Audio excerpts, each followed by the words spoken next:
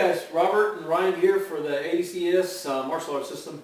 So a few questions of some of our system and answers here are, I've been doing this over 30 years, going through Wing Chun, Kung Fu, Aikido, Jeet Kune Do, Taekwondo, just different types of martial arts. And through the few years that I've seen is some of it really works, some of it doesn't work.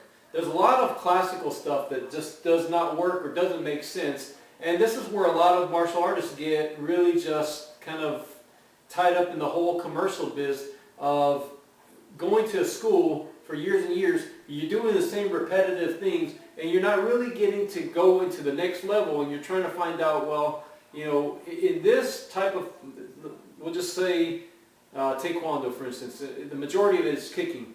When it comes to punching and fighting, and I know because when I first started, there was a lot of kicking.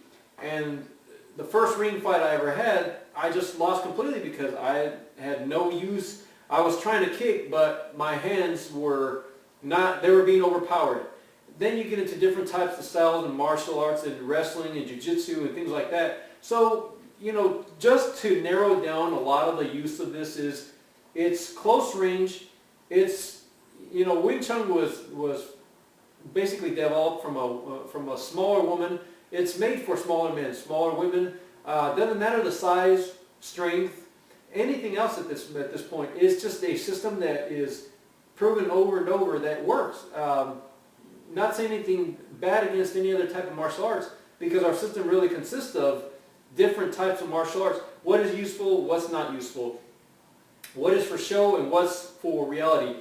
The system that we're developing here is made for serious self-defense. It's things that the service or people in the military use, police officers, things like that. This is the type of training that I do for a lot of the police officers, and it's just mainly keeping yourself safe and keeping yourself in a constant control of a fighting situation. Now, that's easier said than done, because no matter what, you're always going to have constant different changes. But if you're training with constant people that are doing here and stopping at this point, this is great for the beginning, maybe for your first week or two. But going into a hardcore, I want to develop, I'm already kind of trained into different types. I've been doing it for a couple of years. How do I get to the next level? The next level is going non-script fighting. When people fight, this is what you're going to get. Constant punch, punch, punch, punch, punch. And this person who you're fighting is not interested, and it's not going to break for you to do the technique for you to kick or grab. What our system basically teaches is, it has to do with when this person is doing fist. When this person is attacking you, how can you get through? First of all, we've talked a lot about vertical. We've kind of covered how people, when they're coming down, keeping gaps. A lot of your combinations are working in. And one of the most neglected parts of fighting, MMA fighters, boxing, street fighters, is not so much trying to do these movements that look great, or kicks and traps, or takedowns, because the hard part to a takedown is nobody's going to let you do this and tear down their shoulder or break their elbow. Nobody's going to come in here and let you body slam them down to the ground. It just doesn't work in the real street fighting world. So when we teach this, we teach constant, simple movements. Throat, come in here. Traps. Traps are one of the least rated tool that you can use when you're actually coming in for an attack. If this guy is faster than me, and I know it, he's stronger than me, I got to neutralize the lead hand. So I hold. Same thing if I come in here, I can cross.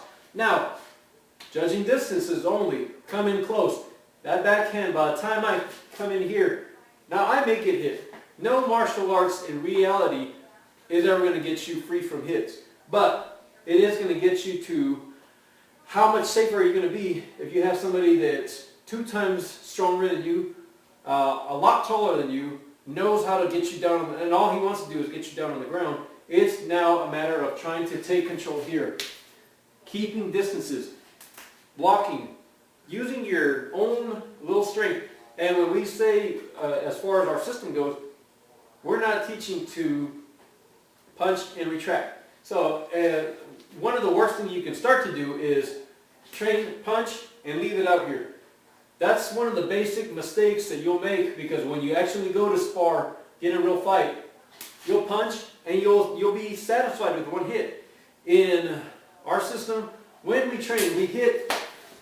The only time that we go back and stop is if this person is down, and if his hands are still up, the fight is still going. Regardless if he's bleeding, he's cussing, and most of the fights are always going to start off with cussing, cussing, cussing, cussing. Mentally, they're trying to inflict fear in you. The best thing to do is focus only on the fight. Let your mind kind of go deaf. When you're attacking here, you can keep in the attack mode, but again, when we go to attack, keep things very simple. As Ryan was showing you earlier in some of the videos, some of our Wing Chun is here. Small moves. Now, again, this is with him not moving. A person who is actually going to fight you, you have to anticipate. You can't go that this person is just going to allow you to do this and let you hit him. That's not going to happen in any fight, even if you're sparring or you're trying these type of techniques out on your friends. So, every time that me and him in class or when we're training people, every movement is going to be, when me and him are fighting, he's going to attack, and we always use our shoulder for the face just for safety reasons. So as I come in, he hits. Now, as he comes in, you take control, but it's almost a non-scripted type of fighting. You see how he kept going. I come in, and he keeps pounding. I come in, and this is what you're going to get. This is my face. So, as I come in here, you are taking lead control. Now, as you do take lead control of all these types of fighting, no, this guy was going to just keep pounding and pounding, and this is what you want.